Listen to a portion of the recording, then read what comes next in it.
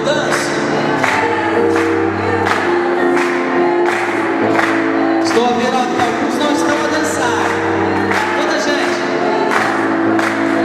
Eu danço. Eu danço, eu danço. Eu danço como Davi. Eu danço, eu danço. Eu danço como Davi. Amém. Uma salva de palmas ao Senhor. Graças a Deus. Estenda sua mão assim para o céu e diga: Senhor meu Deus, eu sei que nesta manhã o Senhor continuará a falar comigo. Eu sei que a tua bondade se manifestará através da revelação da tua palavra. Amém. Amém? Graças a Deus. Nós podemos sentar. Amém.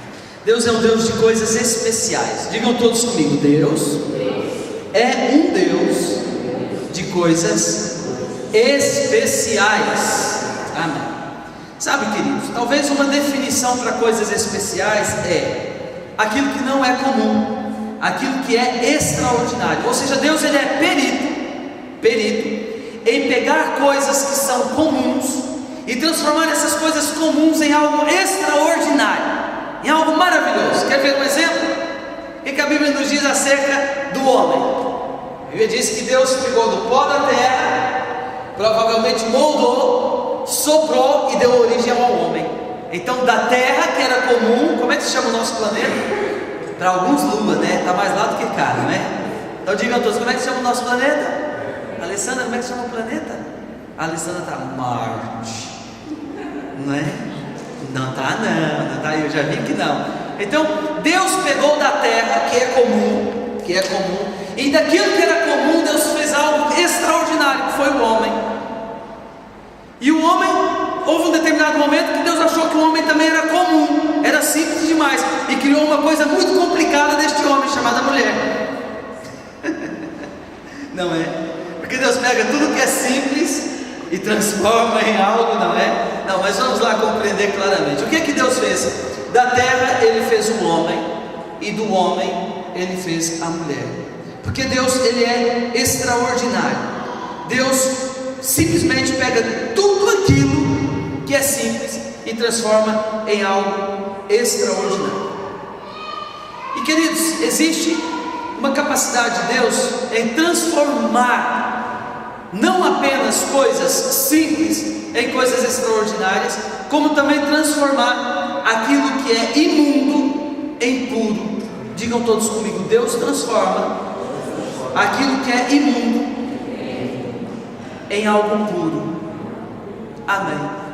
O processo de santificação é justamente isso, é a transformação de algo que não valia nada, porque santificação significa separação, no sentido mais largo da palavra, é pegar aquilo que não está separado, aquilo que está ali no comum, e transformar em algo separado, transformar em algo especial.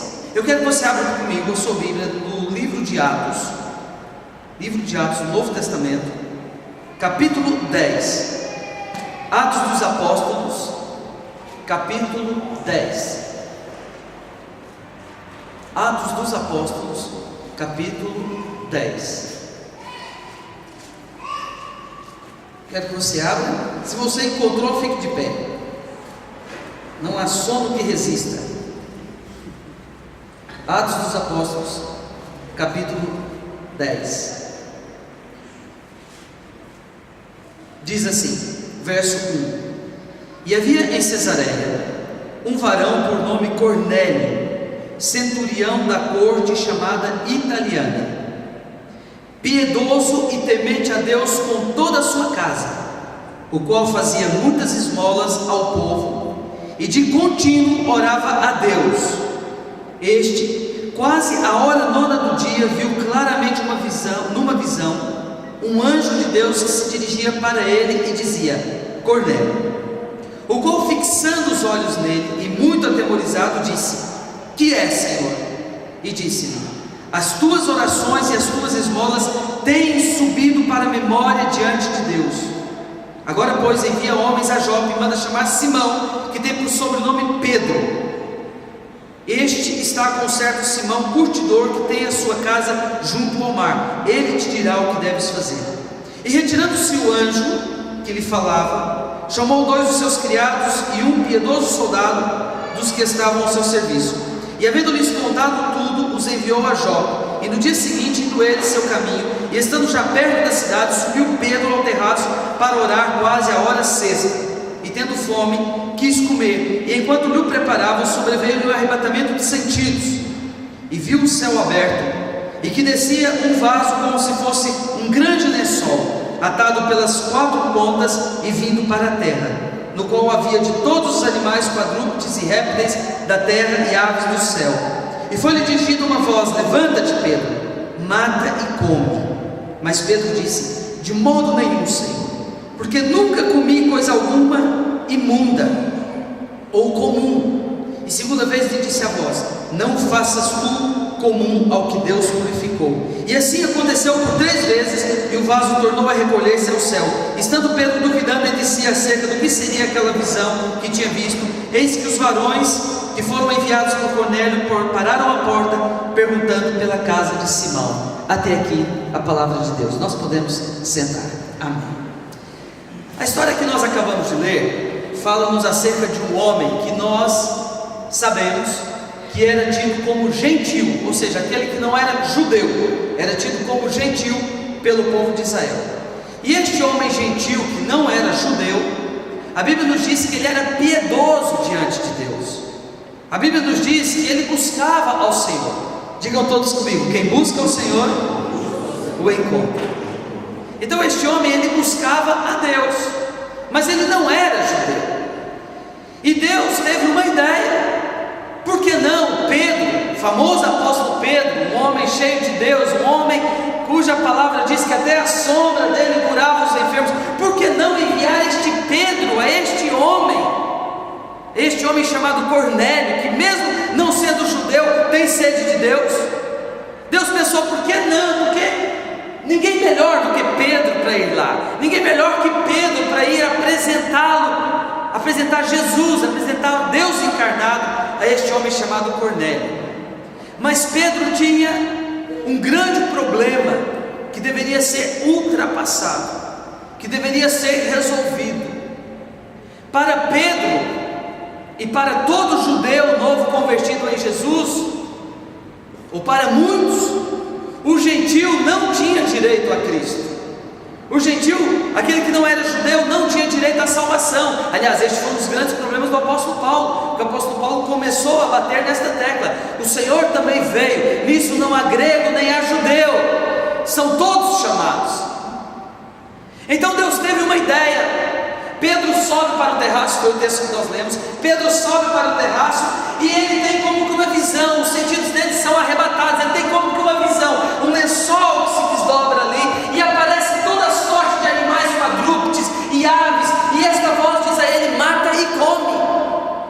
Deixe-me explicar para você. Pedro, como qualquer judeu que estava debaixo da lei, não podia tocar em vários tipos de alimentos, porque a lei dada ao povo judeu no Antigo Testamento, ela proibia comer determinados tipos de alimentos.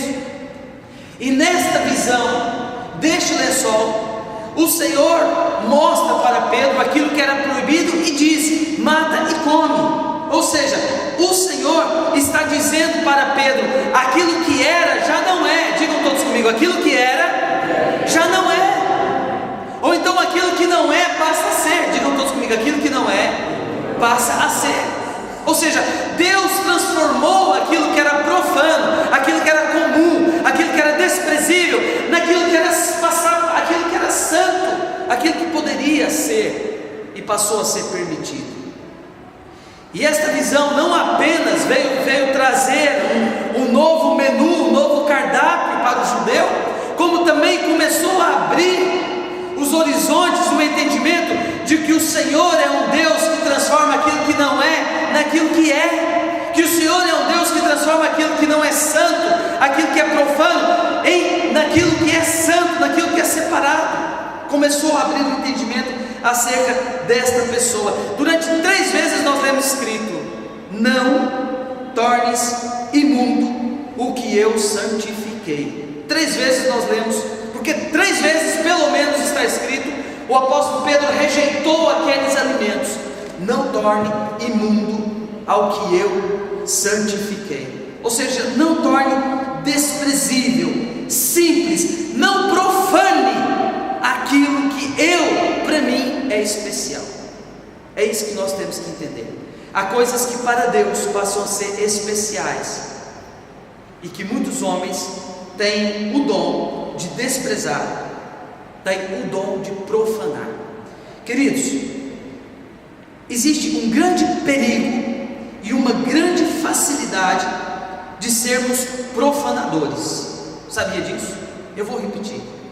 Existe um grande perigo e uma grande facilidade em sermos profanadores.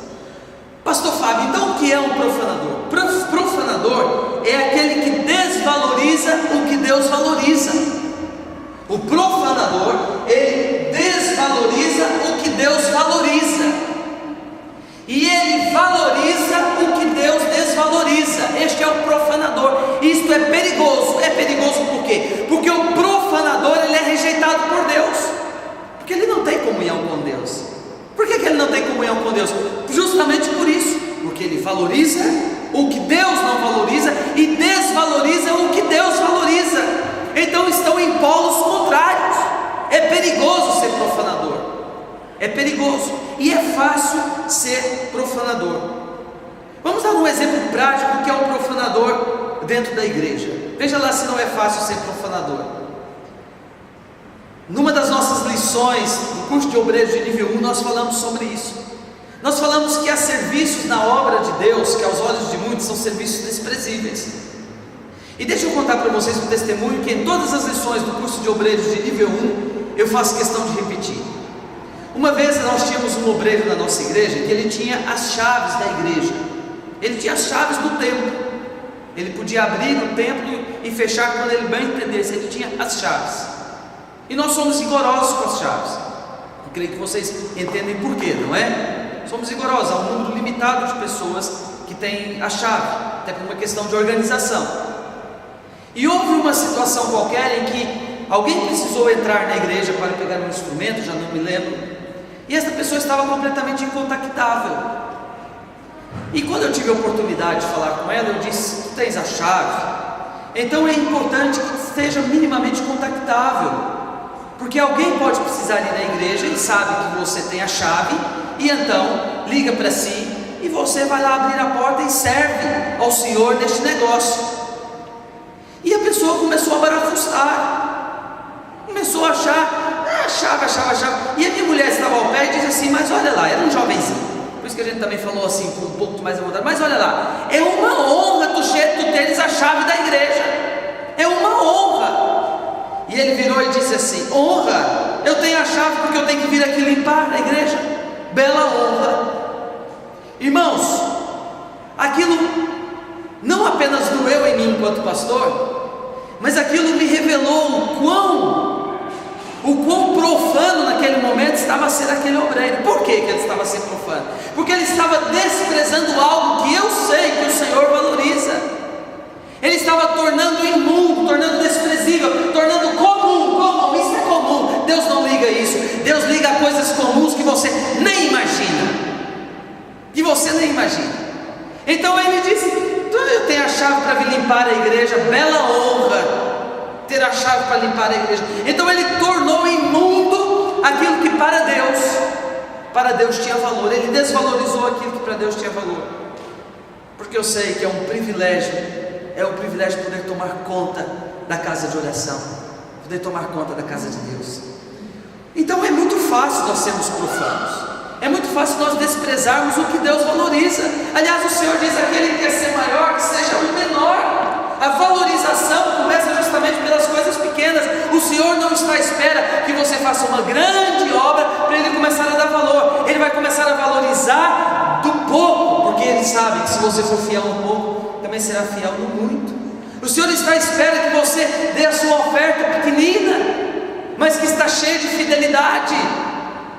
O Senhor está à espera que você dê um serviço compatível com a sua capacidade de realização. É pouco, talvez os seus talentos não sejam muito, talvez os seus dons naturais não sejam muitos, talvez a sua formação não seja muito, mas é deste pouco que começa a vir a honra, que começa o valor de Deus. E às vezes nós desprezamos o pouco. Nós desprezamos um pouco, muitas vezes, e tornamos pessoas profanas. Nós tornamos pessoas que tornamos imundo aquilo que Deus santificou. Quem é que disse para você que andar com uma vassoura na casa de Deus não é um serviço santo, separado e honrado? Quem é que te disse isso? Não é? Quer ver um outro exemplo da família, por exemplo? Às vezes na família nós profanamos. Deus vê as nossas mulheres, vamos falar como homem, Deus vê as nossas mulheres como carne da nossa carne, osso dos nossos ossos, e serão os dois uma só carne, espiritualmente, naturalmente. O Senhor vê a mulher neste nível, e a Bíblia diz que nós não temos autorização para aborrecer as nossas mulheres, porque a palavra explica claramente que ninguém aborrece a sua própria carne. Para Deus é muito esquisito nós andarmos a beliscar nós mesmos, a morder nós próprios, a puxar o nosso cabelo. Deus não entende isso. Então Ele diz: então não vamos fazer isso com as vossas mulheres. Sabe por quê? Porque elas são, ninguém aborrece a sua própria carne, elas são carne da vossa carne, e serão os dois uma só carne. E às vezes nós profanamos isso dentro da nossa casa. Sabe como é que nós nos tornamos profanadores dentro da nossa casa? Quando as nossas mulheres, por exemplo, são alvos. Eu vou explicar e vocês vão entender. Quem é casado entende direitinho o que eu vou dizer agora. Sabe o que é um alvo? A gente tem os olhos postos naquilo. A mulher senta à mesa com amigos ou com pessoas ou conosco que nós estamos só de olho. Ela fala e nós ela começa a falar: não mastiga assim, não olha assim, não faz isso, não faz aquilo. Nós estamos ali sempre a desprezar, a pôr num outro patamar. Ou seja, em outras palavras, igreja, a aborrecer. Quando a Bíblia diz: ninguém aborrece a sua própria carne. Nós às vezes estamos a aborrecer as nossas mulheres, e a Bíblia diz: não aborreça a sua própria carne. Ou seja, você está mexendo com algo que Deus valoriza, está se tornando profano. Você está desprezando algo que Deus valoriza. Então você é profano. Nós somos profanos quando nós fazemos isso. Então eu estou querendo te dizer nesta manhã que é muito fácil se tornar profano. É muito fácil desprezar coisas que Deus valoriza. É muito fácil atribuir valores baixos quando Deus atribui um valor altíssimo. É muito fácil. Mas eu disse também que é perigoso. E por que é perigoso? Porque o Senhor abomina o profano. Abra sua Bíblia, por favor, em Malaquias capítulo 1. É o último livro do Antigo Testamento.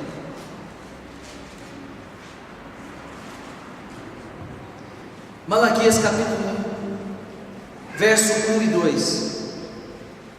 Encontrou? Fique de pé. Hoje a estratégia para ninguém dormir é outra. Que lindo ver essas centenas de pessoas de pé. Amém. Diga amém. Olha, quem não encontrou ainda está sentado. Meu Deus.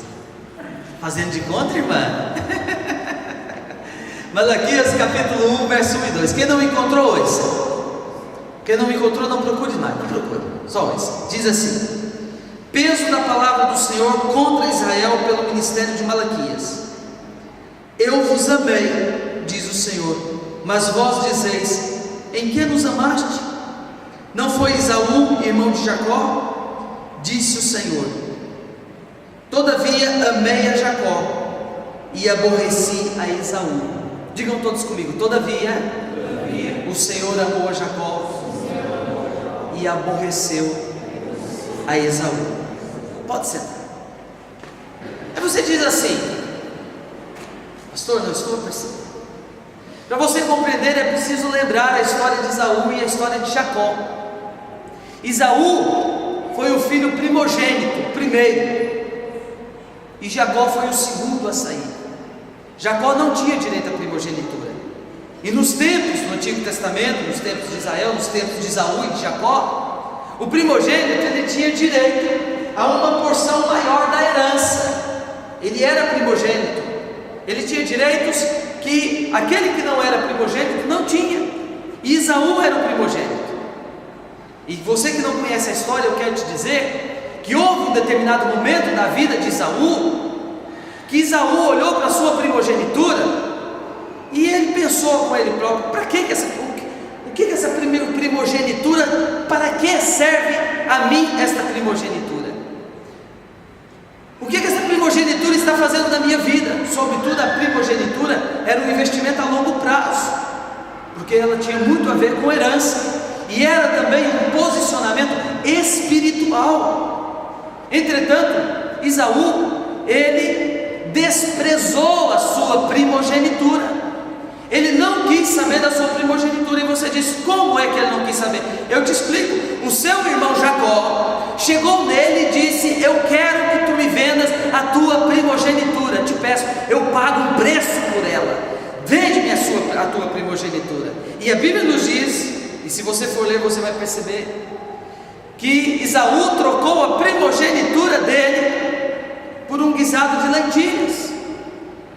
Ele vendeu a primogenitura dele ao seu irmão Jacó. E a Bíblia nos diz, e nós acabamos de ler, que o Senhor nosso Deus, ele aborreceu com Esaú. Por quê? Porque Esaú tornou desprezível aquilo que Deus valorizava. Esaú tornou desprezível aquilo que para Deus era santo. A primogenitura era uma marca espiritual que estava ali sobre Esaú. E Esaú desprezou. Por isso que a Bíblia diz que o Senhor, ele aborreceu Esaú. O profano é uma situação perigosa, porque o profano, ele aborrece a Deus. Agora veja bem o que diz Hebreus capítulo 12, verso 16. Hebreus 12, 16 diz assim: e ninguém seja, não abra, só o esse. E ninguém seja devasso, digam todos comigo, devasso, ou profano, todos profano, como Esaú. Agora leio eu, que por um manjar vendeu o seu direito de primogenitura. Ou seja, Esaú foi tido como devasso e profano, porque por um manjar ele vendeu algo que para Deus era valioso, que era a primogenitura dele. A primogenitura dele foi vendida. E alguém pode perguntar: mas por que e para que a primogenitura era importante? Eu já expliquei. Porque a primogenitura punha o primogênito em lugares espirituais diferentes, e a primogenitura dava direito também à herança. A primogenitura era um privilégio. E Jacó, que não era parvo, desculpe minha expressão, ele sonhou com aquilo que ele não tinha e que o seu irmão tinha. Isso faz me lembrar, sabe o quê? Quantas vezes nós desprezamos aquilo que nós temos. Nós desprezamos aquilo que nós temos. E existem pessoas que dariam tudo para ter aquilo que nós temos. Existem pessoas que dariam tudo para ter. Jacó queria com todas as suas forças aquela primogenitura, e ele pagou o preço. Ele não chegou a Esaú e disse: olha, dá-me lá a tua primogenitura, já que tu não queres nada com ela. Não, ele disse: o que é que tu queres? Quanto é que tu queres pela tua primogenitura? Eu pagarei o preço por aquilo que tu desprezas. Ah, isso mexe com o coração de Deus, igreja. Há tantas pessoas a desprezarem as vassouras do templo, na casa de Deus. Há quantas pessoas a desprezarem as chaves do templo, faço-me entender? Quantas pessoas há que estão a desprezar as igrejas infantis, os trabalhos na casa de Deus? Mas aquele que é de Deus, ele diz: Senhor, eu vou pagar o preço, eu vou lutar, tomara eu ter o privilégio de algum dia o meu pastor virar para mim e dizer: será que pode aspirar no templo esta semana? Aí você diz assim: pastor, esse tipo de gente não existe. Olha, queridos, posso encher a boca e dizer: eu fui um desses, antes de chegar ao ministério. Eu fui um desses.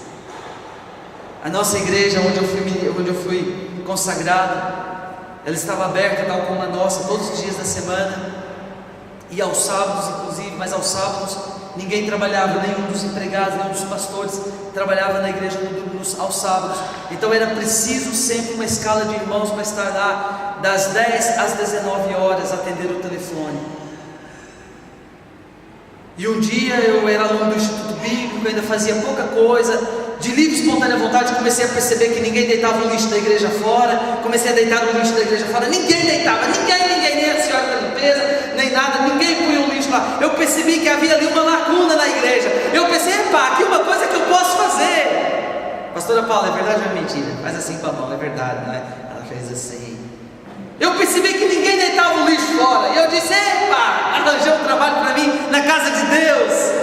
Arranjei um trabalho e comecei a deitar o lixo fora. E é bom que está gravado. Eu sei que muitos amigos dessa altura vão ver esse vídeo e se lembram. Eu comecei a deitar o lixo fora e sentia-me honrado por isso. Todos os dias à noite eu ficava lá, limpava algumas coisas, ia lá eu o caixote em Lisboa, aqueles caixotes com as rodinhas, e punha o caixote lá fora. Passou a ser o meu trabalho oficial. Tanto é que mesmo depois de ser consagrado pastor, quando eu vim embora, um dia ligaram para mim e disseram: o lixo ninguém nunca mais se despejou. Sabe, meus queridos? E um dia o meu pastor chega em mim e diz assim: olha, com muito pianinho, muito baixinho, eu preciso de ti no sábado, E eu disse: eu preciso que tu estejas aqui, atender o telefone, se vier alguém, orar pelas pessoas. E eu comecei a encher-me disso: o quê? Eu vou atender o telefone, se vier alguém eu vou orar, se vier um endemoniado eu vou expulsar o demônio, se vier alguém doente eu vou poder orar e pedir ao Senhor para curar. Meu Deus, eu me senti o maior apóstolo da face da terra, eu me senti o maior ungido, o maior abençoado. Meu Deus, aquela semana foi uma semana maravilhosa, com sede. E no sábado eu fui para lá, primeiro sábado, estive lá sentadinho, apareceram pessoas, o telefone tocou, uma maravilha, eu servi a Deus. Passado algum tempo, que eu já estava naquela igreja, quando isso aconteceu, havia pouco tempo, eu comecei a perceber que todas as pessoas abominavam a ideia de serem chamadas para estar ali ao sábado.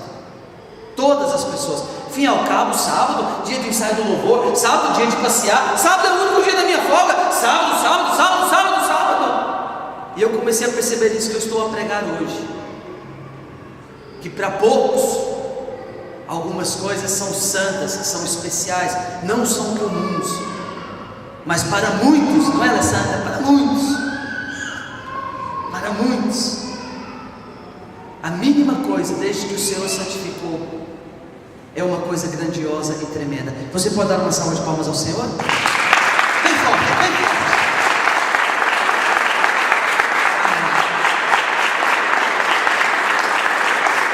Quando eu voltei para Jesus, meu Deus, eu não podia ir a todos os cultos, eu trabalhava e era um trabalho muito chato. Às vezes eu já cheguei a fazer um horário das 7 da manhã às 3 da manhã, literalmente, sem parar. Das 7 da manhã às 3 da manhã. Então quando eu ia a um culto, meu Deus, que bom que eu posso estar no culto, que maravilha, eu bebia tudo. Às vezes cultos com 3, 4, 5 pessoas, e eu sentia-me um privilegiado ali dentro. E quantas vezes nós temos a oportunidade de vir à casa de Deus, e nós desprezamos aquilo que Deus quer fazer naquele dia e naquela hora, nós profanamos, tornamos comum uma coisa que não é comum. Quantas vezes o momento do louvor é comum, o culto é comum, o pastor não é um homem comum, também gosta de picanha como eu. O louvor é música, eu ponho no YouTube, tem música melhor.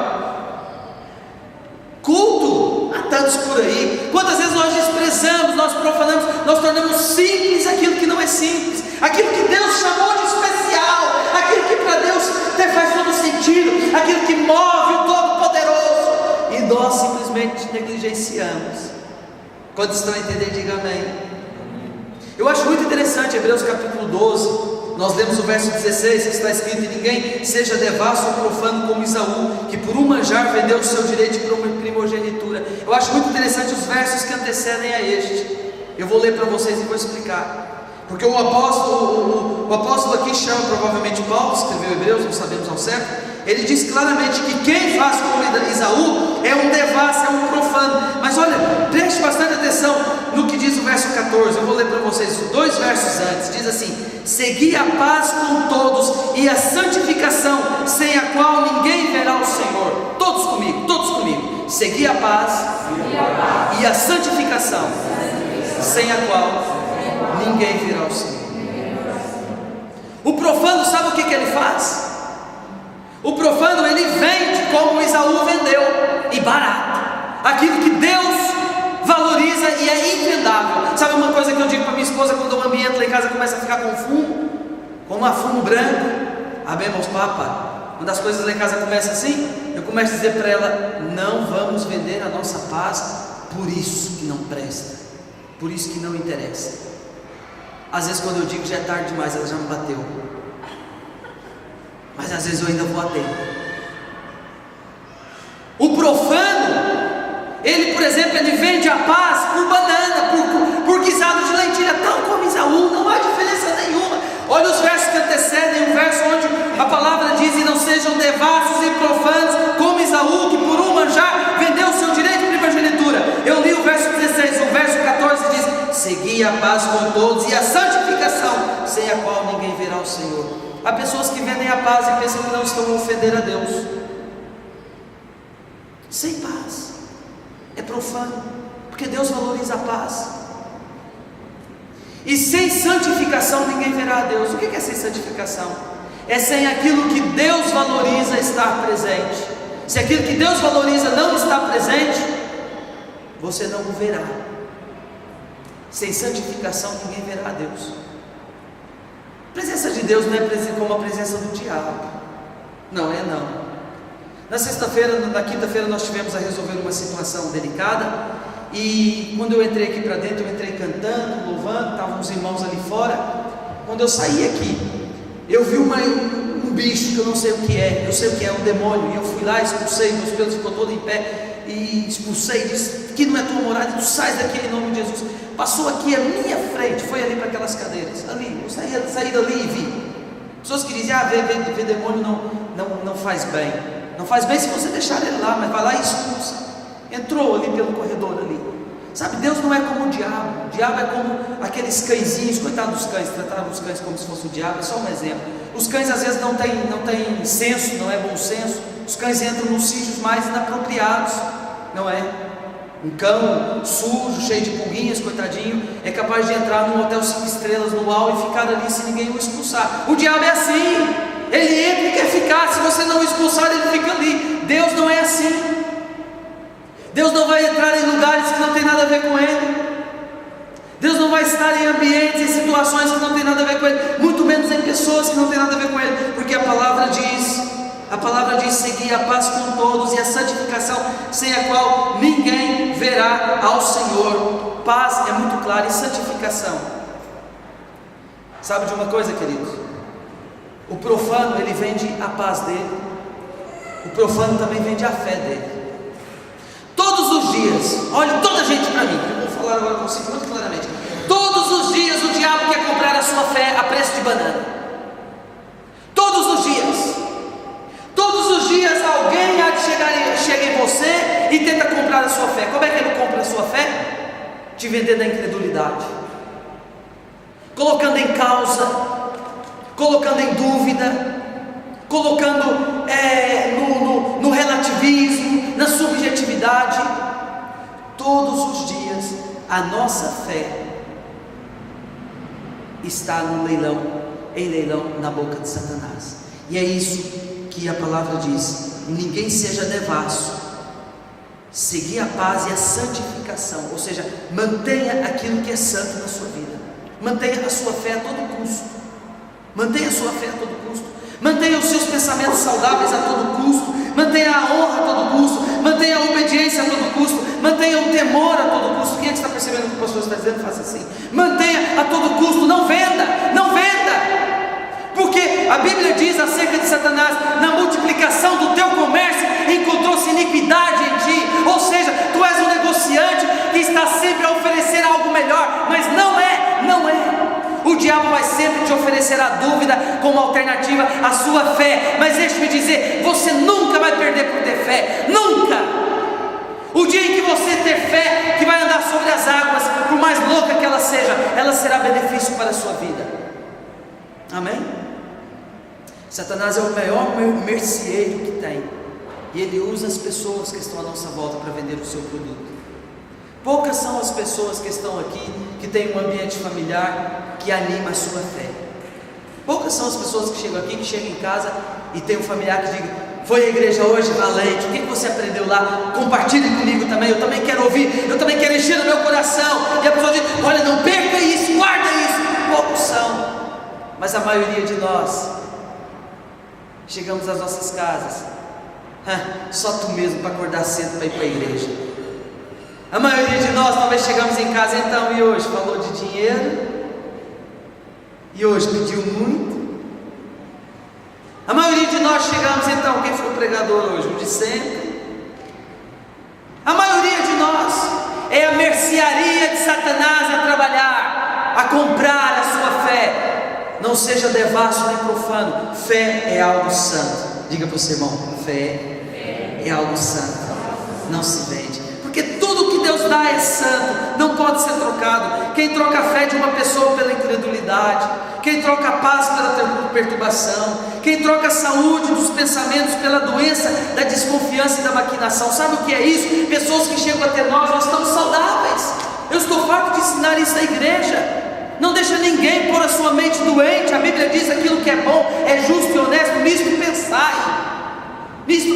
Mas há pessoas que elas são enviadas são comissionadas pelo inferno para pôr a nossa mente doente, para nós estarmos ali a pensar, os nossos pensamentos serem doentes, estarmos ali desconfiados, estarmos ali maquinando. Ouça, vira para o seu irmão e diga: o Senhor te chamou para liberdade. Desconfiança e maquinação não é liberdade, é o coração e a mente presos.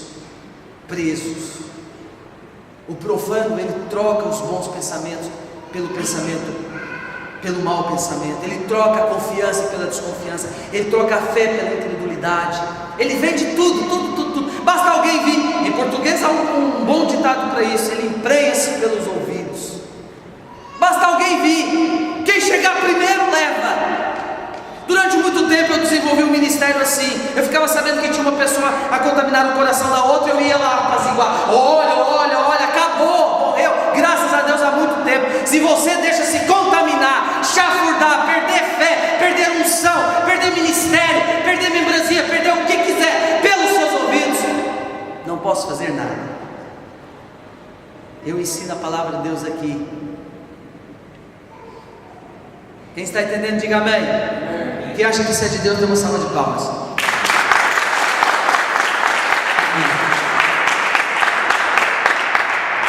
Graças a Deus. Muitas vezes nós estamos a trocar coisas que Deus valoriza muito por aquilo que Ele, para além de desvalorizar, Ele abomina. Muitas vezes nós trocamos a comunhão dos nossos irmãos,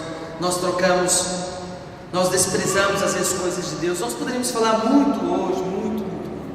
Quantas pessoas desprezam o culto? Um culto é algo santo.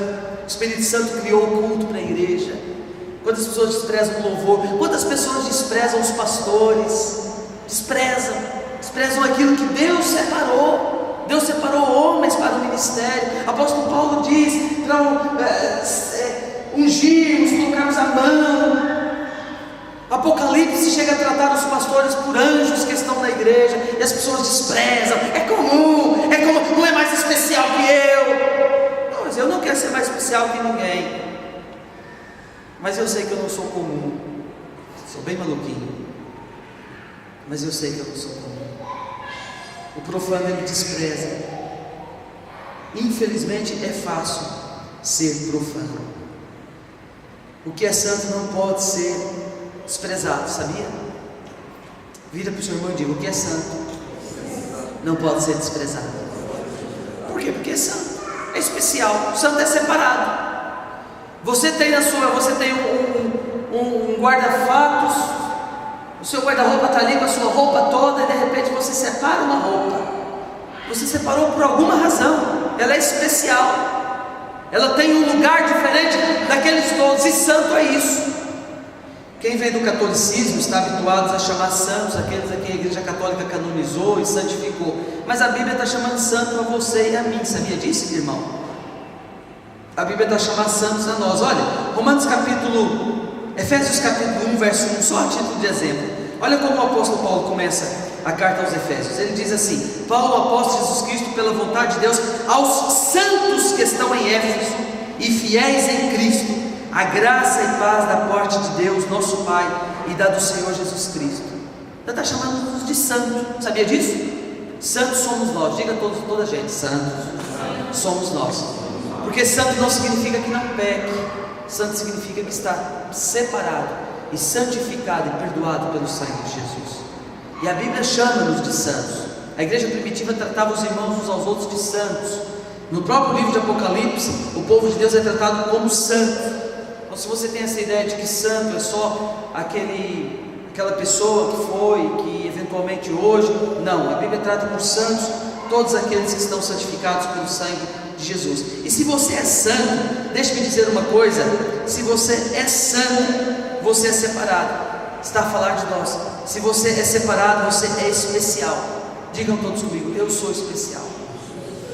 Então eu queria concluir agora a nossa reflexão, dizendo para você que, para além de tudo aquilo que nós temos muitas vezes caído no erro de profanar, caído no erro de tornar comum, de tratar como desprezível, eu quero te dizer que nós também muitas vezes caímos no erro de desprezar a nós próprios, de esquecer que nós podíamos ter sido as pessoas mais desprezíveis, mas em Cristo nos tornamos as pessoas mais aprazíveis, as pessoas mais desejadas, as pessoas mais especiais. Vira para o seu irmão e diga: você é especial.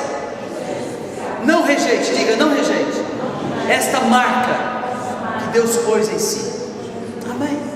Foi o Senhor que nos chamou de especial. E sabe de uma coisa? Pessoas especiais fazem coisas especiais. Eu quero terminar o culto aí. Há 3 pontos que no final nós vamos orar, e que tem tudo a ver com o que nós estamos a falar, obviamente. Pessoas especiais fazem coisas especiais. Por quê, queridos? Porque a pessoa especial, ela olha para coisas simples e ela vê o especial naquilo. Ela tem os olhos preparados para isso. A pessoa de Deus é assim. Ele olhou para o homem e ele achou o homem tão especial que ele fez a mulher do homem. Aliás, vamos antes, ele olhou para a terra e ele viu algo especial na terra, e ele fez o homem da terra. E depois ele olhou para o homem e viu algo especial no homem, e do homem ele fez a mulher. Esta é uma característica de Deus. Se você é especial, Deus quer para você esta particularidade, uma pessoa que transforma coisas simples em coisas especiais. Diga amém. Uma pessoa que está em sintonia com Deus, uma pessoa que tudo que vê, não vê como comum, porque Deus está com ela, porque Deus está com ela. Eu gostaria de te dar um exemplo de pessoas especiais para você entender. Neste período de crise, de tanta desvalorização da sua capacidade individual de chegar a algum lado. Houve um dia que alguém inventou, não é o caso do Bissolvon, principalmente Bissolvon para crianças, mas houve um dia que alguém inventou um xarope para diarreia. Inventaram um xarope para diarreia. Esse xarope, ele fez muito sucesso, e houve uma pessoa especial que olhou para esse xarope, e olhou de uma maneira especial, e pensou: as pessoas gostam disso, não apenas pelo efeito, mas isso pode virar uma Coca-Cola. Ela teve um olhar especial sobre isso. E uma outra pessoa especial olhou para a Coca-Cola e disse: as pessoas adoram isso. Meu Deus, o homem que comprou o xarope para fazer um refrigerante, ele está rico. Esta Coca-Cola é especial, e porque ela é especial, ela tem que gerar alguma coisa especial. Já sei, vou tirar o xarope. E ele criou água com gás.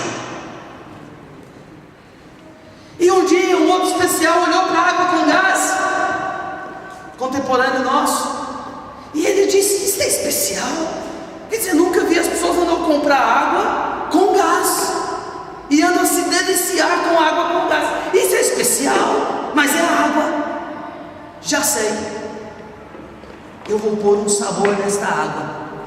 E criou água com gás, e no caso desta, sabor a limão.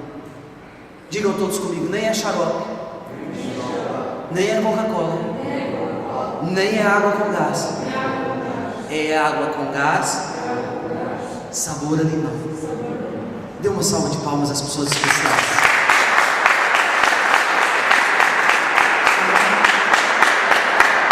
Isso faz me lembrar, sabe quem? O nosso Deus, e aquilo que Ele faz com cada um de nós.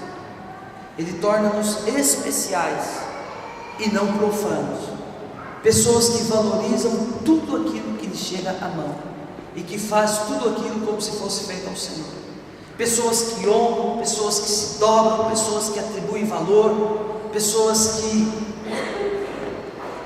constroem, que criam, porque tem o espírito deste Criador dentro delas. Esta pessoa é você, e é isso que você tem que compreender hoje.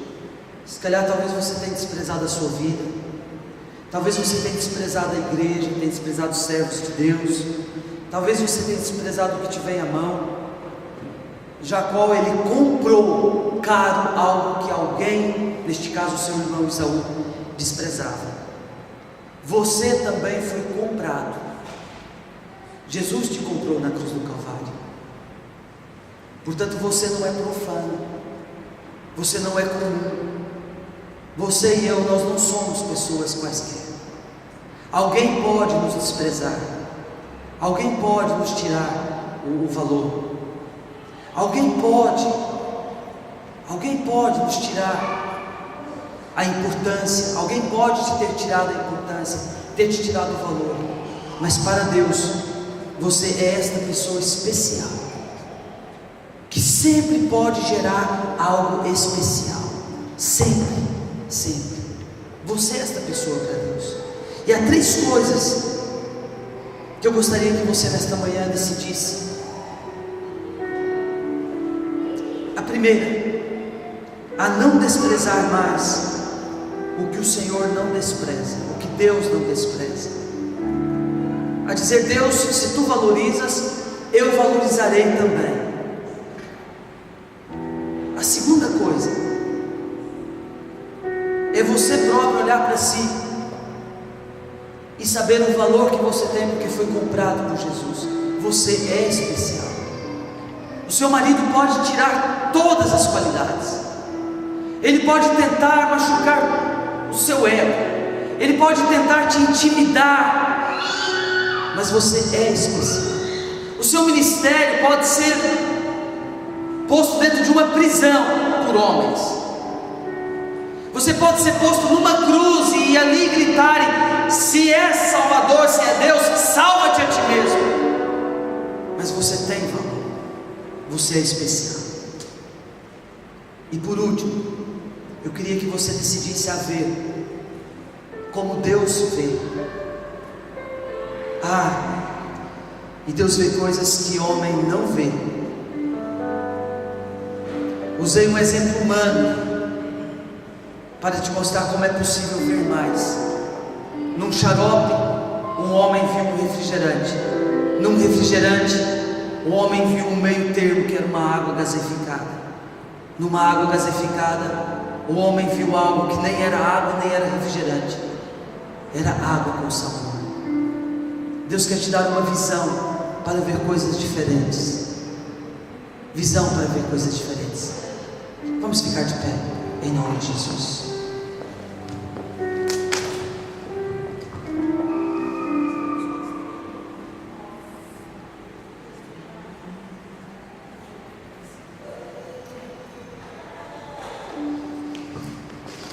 Amém.